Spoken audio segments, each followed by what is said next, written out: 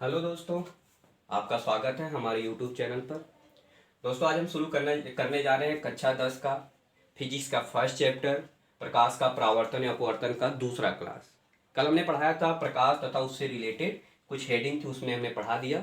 जो लोग इस क्लास को नहीं अटेंड किए उसको आप वीडियो अपलोड कर दिया गया, उसको अटेंड कर ले ताकि आगे की चीज़ें समझ में आए। दोस्तों, आज हम शुरू करने जा रहे हैं प्रकाश का परावर्तन और अपवर्तन। अगर हम बात करें परावर्तन अपवर्तन की, परावर्तन और अपवर्तन है क्या, तो एक्चुअल में किरण की किसी वस्तु से जाकर टकराने की घटना है। जब वह किरण किसी वस्तु से जाकर टकराएगी तो उसके साथ दो घटनाएं हो सकती है। हो सकता है कि वह किरण जाए उस वस्तु से टकराए और टकराकर वापस लौट आए। जैसे अगर हम इस मार्कर को इस पर ले जाए और यहाँ पर इसको मारे तो क्या होगा, इससे टकराकर वापस लौट आएगा, इसको पार नहीं कर पाएगा। तो इसी घटना को हम क्या बोलते हैं, परावर्तन। और दूसरी घटना क्या हो सकती है कि जब वह किरण चले और उससे टकराने के बाद इससे क्या करे, अगर ये मार्कर टकराए और इससे टकराने के बाद इसको पार कर जाए। एग्जाम्पल के तौर पर अगर ये मार्कर अगर हम तेजी से मारे और इसको क्या करें, यहां से छेद करके इसको पार कर जाए तो इसको हम क्या बोलते हैं, अपवर्तन। यानी कि अगर हम परावर्तन की बात करें तो परावर्तन क्या होता है कि अगर हम अब हेडिंग डाल लीजिए प्रकाश का परावर्तन, यानी कि एक हेडिंग बन के निकलती है प्रकाश का परावर्तन। यानी कि प्रकाश का परावर्तन क्या है। तो प्रकाश का परावर्तन यानी कि जब कोई प्रकाश की किरण एक माध्यम से चलती है। अब माध्यम क्या होता है, जैसे हमारा ये वाई माध्यम है, ये हमारे मार्कर चल रही है तो ये वाई से चल रही है, और दूसरे माध्यम की यानी कि हमारा ब्लैक बोर्ड वाला माध्यम है, तो एक माध्यम से चली और दूसरे माध्यम से सतह से टकराई। तो यानी कि जब कोई प्रकाश की किरण एक माध्यम से चलती है और दूसरे माध्यम की सतह से टकराती है और टकराकर उसी माध्यम में वापस लौट आती है तो इसको हम क्या बोलते हैं, प्रकाश का परावर्तन।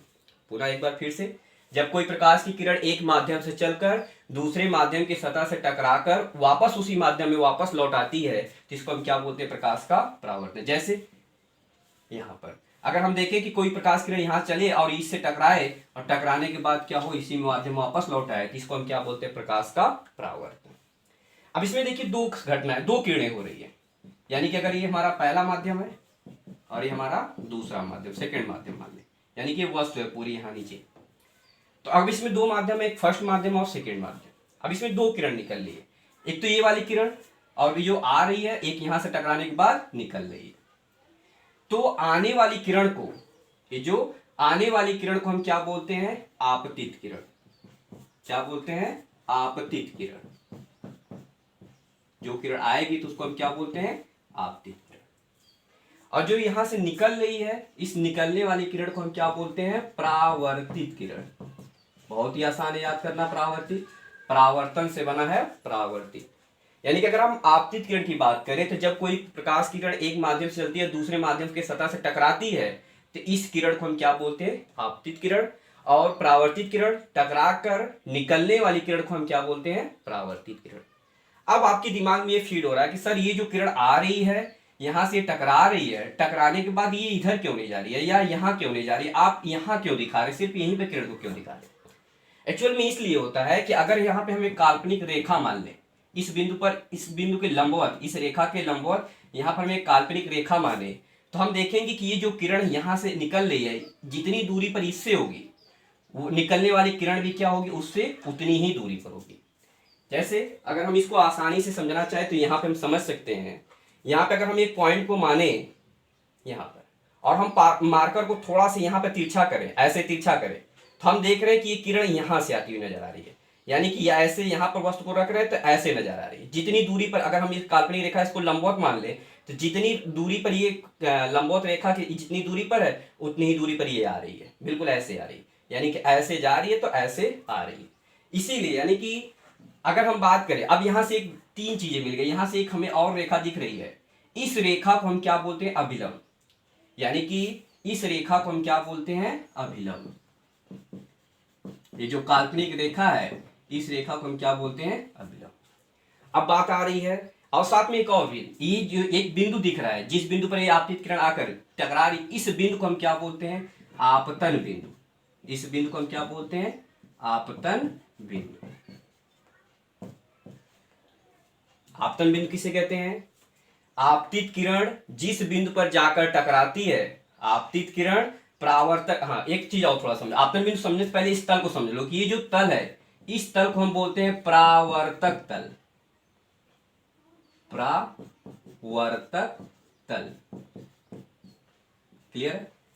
आपतित किरण परावर्तक तल के जिस बिंदु पर जाकर टकराती उस बिंदु को हम क्या बोलते हैं, आपतन बिंदु। और अब बात आ जाती है अभिलंब किसे कहते हैं, तो हेडिंग डाल लीजिएगा। तो एक बार अभिलंब की बात करें, अभिलंब किसे कहते हैं, तो आपतन बिंदु से होकर गुजरने वाले तथा परावर्तक तल के लंबवत, या दूसरे लैंग्वेज में परावर्तक तल के लंबवत आपतन बिंदु से होकर गुजरने वाली रेखा को हम क्या बोलते हैं, अभिलंब। फिर से, परावर्तक तल के लंबवत तथा आपतन बिंदु से होकर गुजरने वाली रेखा को हम क्या बोलते हैं, आपतन बिंदु। क्लियर है। एक बार फिर से रिपीट कर देते हैं। आपतित किरण किसे कहते हैं, जब कोई प्रकाश किरण एक माध्यम से चलकर दूसरे माध्यम के सतह से टकराती है तो इस किरण को हम क्या बोलते हैं, आपतित किरण। हेडिंग डाल लीजिएगा। दूसरी हमारी बात आ जाती है परावर्तित किरण किसे कहते हैं, तो परावर्तक तल से या परावर्तक तल से टकराने के बाद निकलने वाली किरण को हम क्या बोलते हैं, परावर्तित किरण। नेक्स्ट पॉइंट आ जाती है अभिलंब किसे कहते हैं, तो आपतन बिंदु के या परावर्तक तल के लंबवत, परावर्तक तल के लंबवत तथा अभिलंब से तथा परावर्तक तल के लंबवत तथा आपतन बिंदु से होकर गुजरने वाली रेखा को हम क्या बोलते हैं, अभिलंब। क्लियर है। नेक्स्ट पॉइंट, नेक्स्ट हमारा एक हेडिंग आपतन बिंदु किसे कहते हैं, आपतन बिंदु। तो आपतन बिंदु, आपतित किरण परावर्तक तल के जिस बिंदु पर जाकर टकराती है उस बिंदु को हम क्या बोलते हैं, आपतन बिंदु बोलते हैं। क्लियर। अब यहां पे हम देखेंगे दो कोण बन रहा है, एक तो ये वाला कोण और दूसरा ये वाला कोण। एक तो ये वाला कोण, दूसरा ये वाला कोण। अभिलंब से देखें तो दो कोण बन रहा है, एक तो यहाँ पे हम इसको आई माने और जो यहां से निकल रहा है इसको हम क्या माने, आर माने। तो इस वाले बिंदु को, ये जो कोण बन रहा है इस कोण को हम क्या बोलते हैं, आपतन कोण।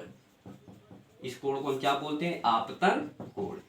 यानी कि अगर आपतन कोण किसे कहा जाए, आपतन कोण पूछा जाए तो आपतन कोण किसे कहते हैं, तो आप कह सकते हैं आपतित किरण तथा अभिलंब के बीच बनने वाले कोण को हम क्या बोलते हैं, आपतन कोण, जिसे हम आई से दिखाते हैं। क्लियर।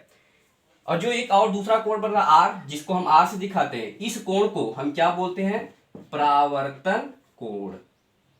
इस कोण को हम क्या बोलते हैं, परावर्तन कोण। बिल्कुल आसान है, परावर्तित किरण बना है परावर्तन कोण।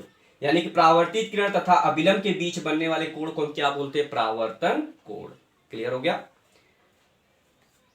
उम्मीद होगा आपको ये वाला पूरा पार्ट समझ में आया होगा। क्लियर है। अगर नहीं समझ में आया तो हम फिर से इसको रिपीट कर देंगे। आप क्वेश्चन हमसे पूछ सकते हैं, मैसेज कर सकते हैं, हम आपको पूरा बता देंगे। क्लियर है।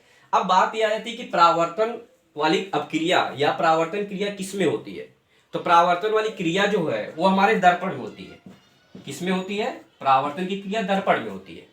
यानी कि दर्पण में अगर आप देखें तो अगर यहाँ पर हम देखेंगे तो इसमें हमारे क्या होता है, हमारे प्रतिबिंब दिख रहे हैं। यानी कि हमारा अपना चेहरा दिख रहा है। इसलिए दिख रहा है क्योंकि प्रकाश की किरण हमारे यहाँ से चल के इससे टकरा कर वापस लौट आ रही है, तो हमें वस्तु, हमें अपना चेहरा दिख रहा है। यानी कि अगर हम परावर्तन की बात करें तो परावर्तन वाली अपक्रिया किसमें होती है, दर्पण की। यानी कि अगर हम अब यहाँ पे इससे आगे हम क्या सीखेंगे, परावर्तन में हम किसके बारे में अध्ययन करेंगे, दर्पण के बारे में भी अध्ययन करेंगे और दर्पण वाला पार्ट आपका कल पढ़ाया जाएगा। उम्मीद होगा आपको ये पूरा पार्ट समझ में आया होगा।